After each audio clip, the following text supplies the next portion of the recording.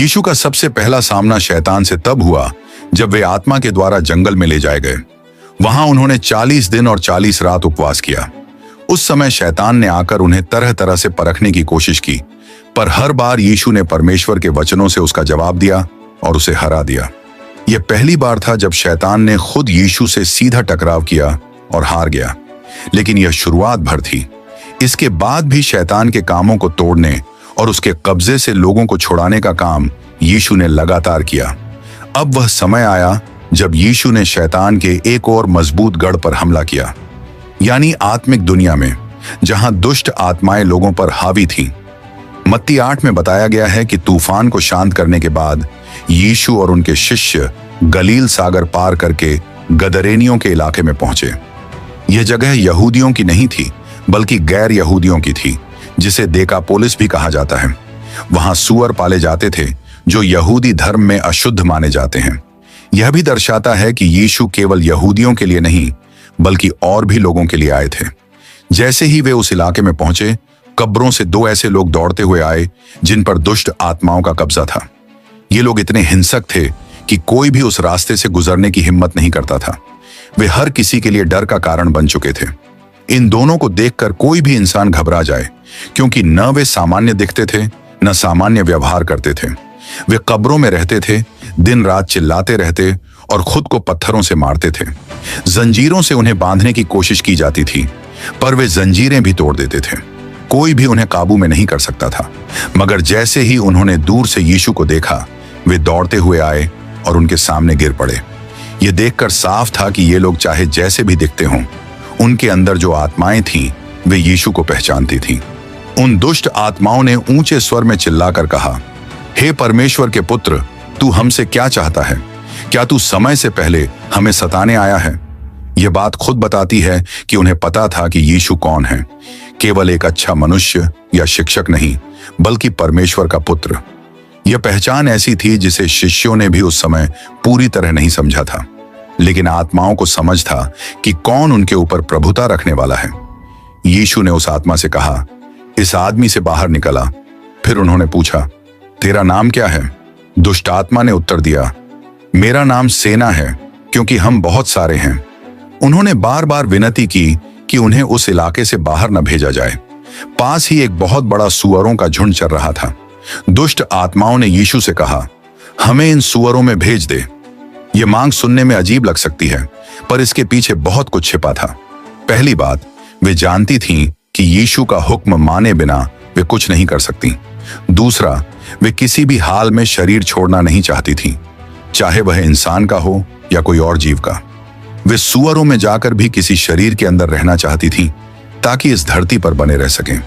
तीसरी बात, वे जानती थीं कि उनका अंत तय है और समय आने पर उन्हें सजा मिलेगी, लेकिन वे चाहती थीं कि अभी के लिए बच निकलें, चाहे जैसे भी। उन्होंने समझा कि शायद सूअरों में जाकर वे अपने लिए थोड़ी और मोहलत ले सकें। यीशु ने उनकी बात मान ली और बस एक शब्द कहा, जाओ। जैसे ही यह शब्द निकला, दुष्ट आत्माएं उन 2 आदमियों से निकलकर सूअरों में चली गईं। वह झुंड कोई छोटा मोटा नहीं था, बल्कि मरकुस में लिखा है कि उसमें लगभग 2000 सूअर थे। जैसे ही आत्माएं उनमें घुसीं, पूरा झुंड पागल हो गया और वे सब दौड़ते हुए खड़ी ढलान से नीचे गलील की झील में कूद पड़े। वहां वे सब डूबकर मर गए। यह दृश्य जितना हैरान कर देने वाला था, उतना ही गहरा अर्थ भी रखता था। जो लोग सूअरों की देखभाल कर रहे थे, वे यह सब देखकर डर के मारे भाग गए और जाकर शहर में सब कुछ बताया। उन्होंने यह भी बताया कि उन हिंसक आदमियों के साथ क्या हुआ और यह भी कि सारे सूअर कैसे मारे गए। यह खबर सुनते ही पूरा शहर यीशु से मिलने के लिए बाहर निकल पड़ा। मगर जैसे ही उन्होंने यीशु को देखा और सच्चाई जानी, वे प्रसन्न नहीं हुए, बल्कि उन्होंने यीशु से आग्रह किया कि वह वहां से चले जाएं। इसका कारण यह नहीं था कि उन्होंने कुछ गलत किया था, बल्कि यह था कि उन्हें आर्थिक नुकसान हुआ था। वे अपने सूअरों को खो चुके थे और अब उन्हें डर था कि आगे और क्या होगा। यही मानव स्वभाव की एक गहरी बात को दिखाता है। कई बार लोग भलाई को इसलिए ठुकरा देते हैं क्योंकि उससे उनका लाभ कम हो रहा होता है। वे अपने आराम और पैसे को इतनी अहमियत देते हैं कि परमेश्वर की उपस्थिति से भी डरने लगते हैं। वहां के लोगों को यह दिखना चाहिए था कि 2 व्यक्ति जो पहले पागल थे, हिंसक थे और किसी को चैन नहीं लेने देते थे, अब शांति में बैठकर कपड़े पहने हुए और सही होश में हैं। लेकिन उनकी नजर इस बदलाव पर नहीं गई। वे तो बस इस बात से घबरा गए कि उनके सूअर मारे गए हैं। यही कारण था कि उन्होंने यीशु को वहां से जाने को कहा। उन दो व्यक्तियों में से एक, जो पहले दुष्ट आत्माओं से परेशान था, उसने यीशु से निवेदन किया कि वह उनके साथ जा सके। वह अब यीशु से जुड़ना चाहता था। उसने देखा था कि कैसे यीशु ने उसकी जिंदगी बदल दी और अब वह उनका अनुयायी बनना चाहता था। लेकिन यीशु ने उसे अपने साथ आने नहीं दिया। इसके बजाय उन्होंने उससे कहा कि वह अपने घर जाए और सबको बताए कि प्रभु ने उसके लिए कितना कुछ किया है और उस पर कैसी दया दिखाई है। यह आदेश आसान था, लेकिन इसका असर बहुत गहरा था। यह आदमी अब गवाही देने वाला बन गया। उसने डेकापोलिस में जाकर सबको बताया कि यीशु ने उसके लिए क्या किया है और लोग यह सुनकर हैरान रह गए। यह एक बहुत महत्वपूर्ण मोड़ था। यहां से सुसमाचार का संदेश यहूदियों से आगे निकलकर गैर यहूदियों तक पहुंचना शुरू हुआ। यह व्यक्ति अब एक मिशनरी बन गया। भले ही उसने कोई किताब नहीं पढ़ी थी, पर उसका अनुभव गवाही देने के लिए काफी था। वह अपने जैसे लोगों के बीच गया और उसने बताया कि कैसे वह मुक्त हुआ। इससे यह भी दिखता है कि यीशु केवल यहूदियों के लिए नहीं आए थे, बल्कि सभी लोगों के लिए। यही कारण है कि उन्होंने इस आदमी को अपने पास रखने के बजाय वहां भेजा जहां लोग उसकी बात सुन सकते थे। दूसरी तरफ दुष्ट आत्माओं के सुअरों में जाने की पूरी घटना सिर्फ किसी चमत्कार का प्रदर्शन नहीं था। यह एक गहरी आत्मिक सच्चाई को दर्शाती है।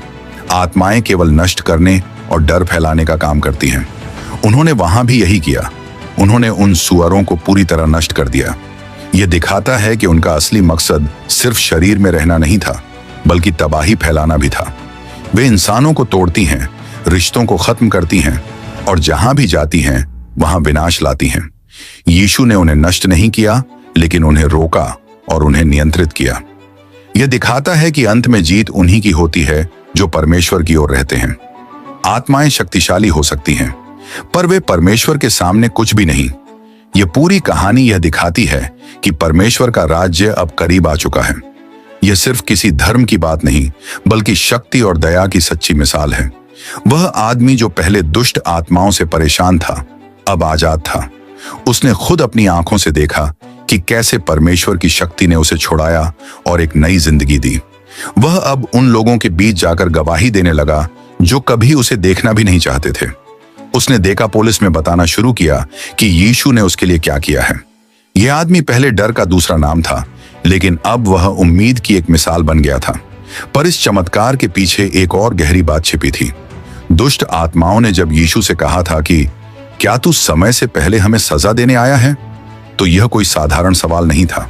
इसका मतलब था कि उन्हें पता था कि एक दिन उनका न्याय होना तय है। बाइबल के अनुसार यहूदा 6 में लिखा है कि दुष्ट आत्माओं को हमेशा की सजा के लिए बांध कर रखा जाएगा। यानी वे खुद जानते हैं कि उनका भविष्य क्या है, लेकिन उस दिन वे बस समय को टालना चाहते थे। वे चाहते थे कि उन्हें थोड़ी और मोहलत मिले। इसीलिए उन्होंने सुअरों में जाने की विनती की थी। वे जानते थे कि यीशु उनके ऊपर अधिकार रखते हैं और बिना उनकी अनुमति वे कुछ नहीं कर सकते। यीशु ने जब उन्हें अनुमति दी तो इसमें कोई गलती या पाप नहीं था। उन्होंने जो किया वह पूरी तरह सही और पवित्र था। उन्होंने किसी भी इंसान को नुकसान नहीं पहुंचाया, बल्कि उन 2 लोगों को पूरी तरह चंगा किया। दूसरी बात, सुअर यहूदी परंपरा में अशुद्ध माने जाते थे, इसलिए दुष्ट आत्माओं के लिए यह एक उपयुक्त ठिकाना था। तीसरी बात, दुष्ट आत्माओं को सुअरों में भेजने से उनके अंतिम भाग्य में कोई बदलाव नहीं आया। वे आजादी की तलाश में थे, लेकिन अंत में वही हुआ जो परमेश्वर चाहता था। इस पूरी घटना में यह साफ दिखता है कि आत्माएं सिर्फ जीना नहीं चाहती थीं, वे बर्बादी फैलाना चाहती थीं। जैसे ही वे सुअरों में घुसी, उन्होंने उन्हें पागल बना दिया और सबका नाश कर दिया।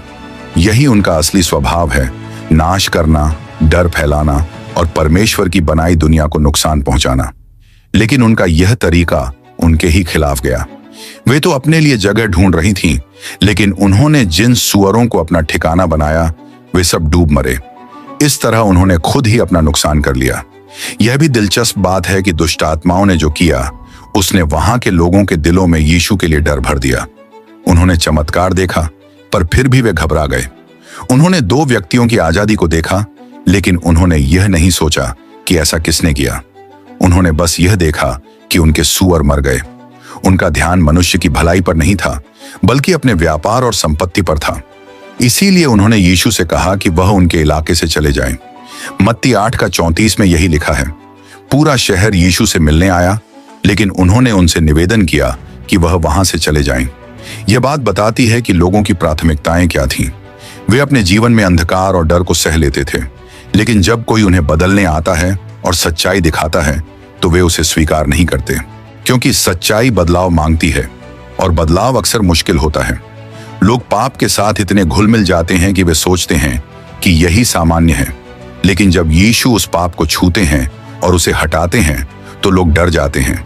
उन्हें लगता है कि उनका आराम, सुख या आय चली जाएगी। इसी कारण कई बार हम भी परमेश्वर की आवाज से दूर भागते हैं, क्योंकि हमें डर होता है कि कहीं हमें अपनी आदतें, आराम या जिंदगी का तरीका बदलना न पड़े। यीशु ने जब उस दुष्ट आत्मा से परेशान आदमी को चंगा किया तो यह सिर्फ उस एक व्यक्ति की मदद नहीं थी, यह एक बड़ा संदेश था। यह दिखाता है कि परमेश्वर की शक्ति किसी जाति, धर्म या संस्कृति से सीमित नहीं है। वह चाहे जहां भी हो, जब कोई उसकी ओर मुड़ता है वह वहां पहुंच जाता है। यीशु ने यह दिखा दिया कि उनका काम सिर्फ यहूदियों तक सीमित नहीं, बल्कि सब लोगों के लिए है। शास्त्र में बार बार यह बताया गया है कि जो लोग आत्मिक रूप से देख नहीं सकते वे सच्चाई को नहीं पहचानते, और जब वे देखते भी हैं तो सच्चाई को ठुकरा देते हैं। यही हुआ गदरेनियों के साथ। उन्होंने देखा कि कैसे दो हिंसक लोग जो सबके लिए खतरा थे अब पूरी तरह शांत हो गए हैं, लेकिन फिर भी उन्होंने यीशु को स्वीकार नहीं किया। मत्ती 6:24 में यीशु ने कहा था कि कोई भी दो मालिकों की सेवा नहीं कर सकता। तुम या तो परमेश्वर की सेवा करोगे या धन की। यही बात यहां साफ दिखाई देती है। लोगों ने परमेश्वर के पुत्र को इसलिए ठुकरा दिया क्योंकि उन्हें अपने धन की ज्यादा चिंता थी। उन्होंने अपने आर्थिक नुकसान को अपने आत्मिक भले से ऊपर रखा। यह दिखाता है कि मनुष्य का दिल कैसे काम करता है। जहां लाभ नहीं होता वहां सच्चाई भी बेकार लगती है। रोमियो 12:2 में पौल कहता है कि इस संसार के सदृश न बनो, परंतु तुम्हारी बुद्धि के नए हो जाने से तुम्हारा चाल चलन भी बदलता जाए, जिससे तुम परमेश्वर की भली और भाववती और सिद्ध इच्छा अनुभव से मालूम करते रहो। यही सच्चाई गदरेनियों की कहानी में छिपी है। उन्होंने दुनिया के हिसाब से देखा, यानी अपने नुकसान और फायदे के हिसाब से, लेकिन अगर उन्होंने आत्मा की आंखों से देखा होता तो वे यीशु को अपनाते और उनकी उपस्थिति में खुश होते। यीशु का संदेश यही था, वह सबके लिए था। इफिसियों 2 में बताया गया है कि मसीह ने यहूदियों और गैर यहूदियों के बीच की दीवार को गिरा दिया है। वह सबको एक कर देता है। उसकी ओर आने वाले को वह कभी भी दूर नहीं करता। गदरेनियों की यह कहानी सिर्फ एक चमत्कार की कहानी नहीं है, बल्कि यह दिखाती है कि इंसान का दिल कैसे काम करता है। जब उसे बदलाव की जरूरत होती है तब भी वह सच्चाई को ठुकरा देता है। प्रेरितों के काम 10 में पतरस को दर्शन हुआ था कि परमेश्वर किसी को भी अशुद्ध नहीं कहता। यह बताता है कि परमेश्वर का उद्धार सबके लिए है। जाति, भाषा, रंग या संस्कृति की कोई सीमा नहीं है। यही बात यीशु ने गदरेनियों के इलाके में पहले ही दिखा दी थी। उन्होंने वहां जाकर चमत्कार किया, जबकि वह जगह यहूदी इलाके से बाहर थी। दुष्ट आत्माओं का पहचानना कि यीशु परमेश्वर का पुत्र है, यह बात और भी गहरी थी। वे जानती थीं कि वह वही हैं जो अंत में उनका न्याय करेंगे, लेकिन पहचान होना और मानना दो अलग बातें हैं। वे जानती थीं कि वह प्रभु हैं, लेकिन उन्होंने उन्हें स्वीकार नहीं किया। वे डरती थीं पर झुकी नहीं। यही बात आज भी कई लोगों के साथ होती है। वे जानते हैं कि परमेश्वर हैं, लेकिन वे फिर भी अपने जीवन में उन्हें जगह नहीं देते। यीशु ने उस व्यक्ति को अपने साथ नहीं रखा, बल्कि उसे उसके घर भेजा ताकि वह गवाही दे। यह दिखाता है कि कोई भी व्यक्ति गवाही देने के लिए तैयार हो सकता है, अगर वह खुद परमेश्वर की शक्ति को अनुभव कर चुका हो। उसे कोई बड़ी शिक्षा या प्रशिक्षण नहीं चाहिए। उसे बस वह अनुभव याद रखना है जो परमेश्वर ने उसके साथ किया। दूसरी बात यह है कि लोगों ने यीशु को इसलिए नकारा क्योंकि उन्हें सूअरों की चिंता थी। उन्होंने यह नहीं देखा कि कितनी बड़ी आत्मिक विजय हुई है। उन्होंने केवल अपने घाटे को देखा। यही होता है जब लोग आत्मा की नहीं बल्कि शरीर की आंखों से देखते हैं। यह बात सिर्फ उन लोगों तक सीमित नहीं है, यह आज भी हमारे बीच होती है। हम भी कई बार प्रभु की योजना को इसलिए रोक देते हैं क्योंकि वह हमारी सुविधा में दखल देती है। यही कारण है कि बाइबल में बार बार यह कहा गया है कि अपना मन नया बनाओ, अपने जीवन की दिशा बदलो और परमेश्वर की ओर मुड़ो। सच्चा परिवर्तन वहीं से शुरू होता है जब हम अपनी इच्छा को छोड़कर उसकी इच्छा को मानते हैं। यीशु ने जो किया वह केवल चमत्कार नहीं था, वह एक उद्घोषणा थी कि परमेश्वर का राज्य आ गया है और वह शैतान के गढ़ों पर अधिकार कर रहा है। दुष्ट आत्माओं को बाहर निकालना, बीमारी को चंगा करना, तूफान को शांत करना, यह सब दिखाता है कि वह न सिर्फ धरती पर बल्कि आत्मिक दुनिया पर भी पूरी तरह प्रभु हैं। यह कहानी यह भी सिखाती है कि परमेश्वर कभी जबरदस्ती नहीं करते। यदि लोग उन्हें ठुकराते हैं तो वह चुपचाप वहां से चले जाते हैं, जैसा कि गदरेनियों के साथ हुआ। उन्होंने यीशु से कहा, यहां से चले जाओ, और यीशु नाव में बैठकर चले गए। उन्होंने जबरदस्ती नहीं की, पर उन्होंने एक गवाही छोड़ दी। वह व्यक्ति जो अब चंगा हो चुका था, जो देकापोलिस में जाकर अपने लोगों को बता रहा था कि परमेश्वर ने उसके लिए क्या किया, और वह गवाही लोगों के दिलों में असर कर रही थी। उद्धार और परमेश्वर का सच्चा रास्ता सबके लिए खुला है, लेकिन सबसे बड़ी रुकावट यह है कि लोग पाप छोड़कर मसीह का अनुसरण करना नहीं चाहते। यही बात हमें सोचने पर मजबूर करती है, क्या हम सच में अपनी जिंदगी, अपनी सोच और अपना दिल यीशु की आज्ञा के अनुसार चला रहे हैं? अब एक सवाल, आपने पहली बार परमेश्वर की उपस्थिति कब महसूस की थी? नीचे कमेंट करें और चैनल को सब्सक्राइब करना न भूलें। और यदि आप जानना चाहते हैं कि जब पवित्र आत्मा आपके अंदर आता है तो क्या होता है, तो मेरे चैनल पर जाकर इस वीडियो को जरूर देखें।